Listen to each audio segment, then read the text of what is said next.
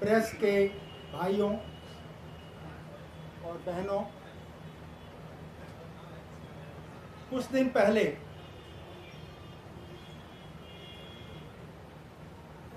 प्रशांत जी से मेरी मुलाकात हुई और जिस तरह से ये काम बिहार में कर रहे हैं, हर बिहारी उसको फॉलो कर रहा है और मैं भी बहुत ज़्यादा इम्प्रेस था उनसे कि वे और उनकी टीम गांव-गांव जाकर के पिछले 2.5-3 साल से मंथन कर रहे हैं और ऐसे कैंडिडेट्स के लिए खोज रहे हैं जो कि सचमुच में देश की सेवा करना चाहता हो, जिसकी छवि ठीक हो और उस तरह से, क्योंकि कैंडिडेट ही सब कुछ है, उसके साथ अपनी पार्टी में बनाकर बिहार के पॉलिटिक्स को अच्छा कर सके। ये जो उनका संकल्प और साधना है, ये मेरे को बहुत अच्छा लगा और दिल को भा गया और दिल से मैं उनके हर प्रोग्राम को फॉलो करता था, देखता था। लेकिन देखिए, ये भाग्य की बस होता है कि तरारी विधानसभा की सीट खाली हुई, उसी में मेरा गांव है और मेरी बहुत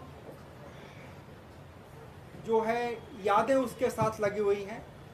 मैं गांव के साथ लगा रहा हूं हमेशा, आप हमारे गांव से पूछिएगा। शुरू में मेरी परवरिश एक साधारण परिवार में, किसान के परिवार में, मेरे पिताजी किसान थे। वहाँ पर मैंने प्राइमरी स्कूल किया और हाई स्कूल सुरपुरा में गए, जहाँ मेरे चाचा जी टीचर थे। वहाँ से मेरा सिलेक्शन हो गया राष्ट्रीय इंडियन मिलिट्री कॉलेज देहरादून के लिए। बिहार से एक ही सीट होता था। हम तो ट्रेन वगैरह कहीं नहीं बैठे थे, सीधे सुरपुरा से पहुंच गए देहरादून। उसके बाद में फौज का कैरियर चलता रहा। एनडीए किए, आईएमए में थे, टॉप ब्रैकेट में थे। तो मेरे से पूछा गया कि आप क्या ज्वाइन करना चाहते हैं। उस समय मैं बहुत प्रभावित था फील्ड मार्शल मानेकशॉ से, तो मैंने फील्ड मार्शल मानेकशॉ की रेजिमेंट 8 गोरखा राइफल्स ज्वाइन की और as a second lieutenant Delhi में जब मैं पोस्ट हुआ तो उनसे मिलने का मौका मिला। वो मेरे आइडियल बने रहे। और आगे की कहानी कहने से पहले मैं बता देता चाहता हूँ कि जब वो 2008 में उनका देहांत हुआ तो मैं उनके साथ था 4 दिन और वो हमारे रेजिमेंट के पहले कर्नल ऑफ द रेजिमेंट होते हैं। कर्नल फादर फिगर होता है और मैं 8वां कर्नल ऑफ द रेजिमेंट था जिनके हाथों में उन्होंने दम तोड़ा। तो मेरा लगाव उनके साथ हमेशा लगा रहा। फिर उसी बटालियन को मैंने कमांड किया। इंडियन आर्मी के जो लोग जानते हैं, सबसे कठिन इलाका होता है सियाचिन ब्रिगेड। मेरे को सियाचिन ब्रिगेड कमांड दिया गया सबसे ज़्यादा टेन्योर के लिए, टाइम के लिए। उसके बाद मैंने कुपवाड़ा डिवीज़न में कमांड किया, जहाँ पर कि 2005 में अर्थक्वेक आया था। वहाँ का पूरा रिहैबिलिटेशन करवाया। जनरल सिन्हा जो होते थे उस समय गवर्नर होते थे और मेरे को वहाँ के अति विशिष्ट सेवा मेडल से सम्मानित किया गया। उसके बाद में मैं उसी रैंक में पूना गया सदर्न कमांड में, जहाँ पर कि मिलिट्री वर्ल्ड गेम्स किया जा रहा था पहली बार। उसका पूरा संचालन मेरे हाथों में था और बहुत अच्छा प्रेज हुआ।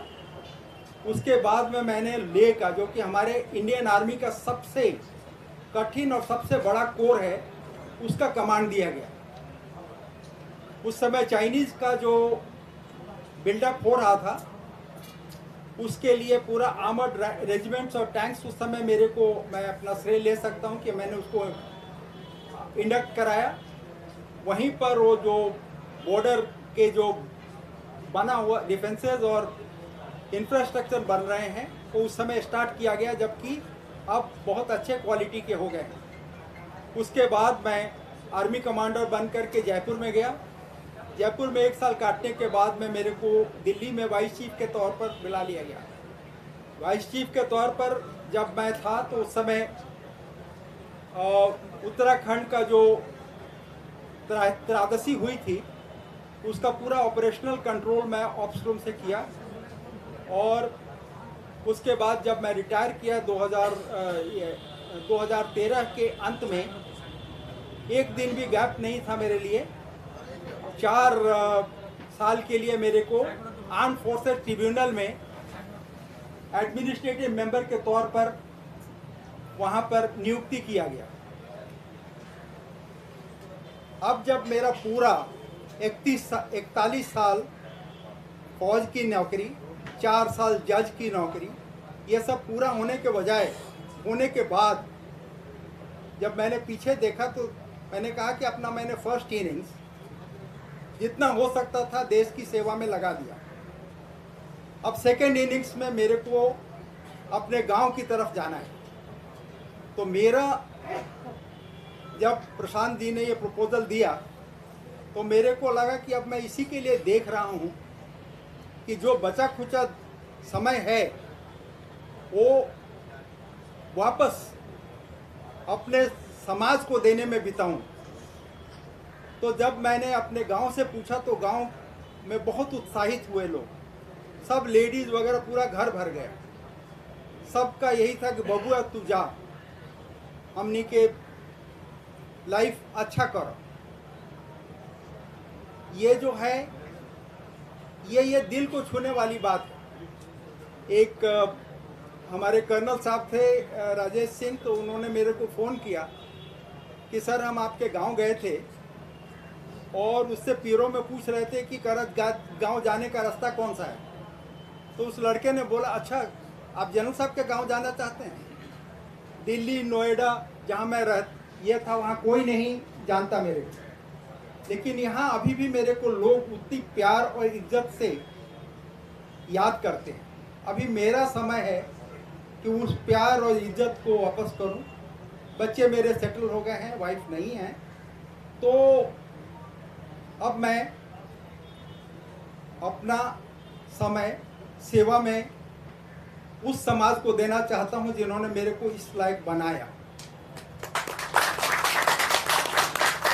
For me, brothers and sisters of press, it is a time to pay back to the society which has made me what it is, and to ensure the growth of Bihar on the models and on the dreams of Prashant ji and Jan Suraj.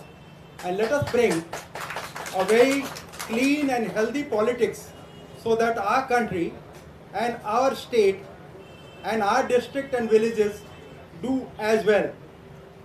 Jai Bihar, Jai Hind,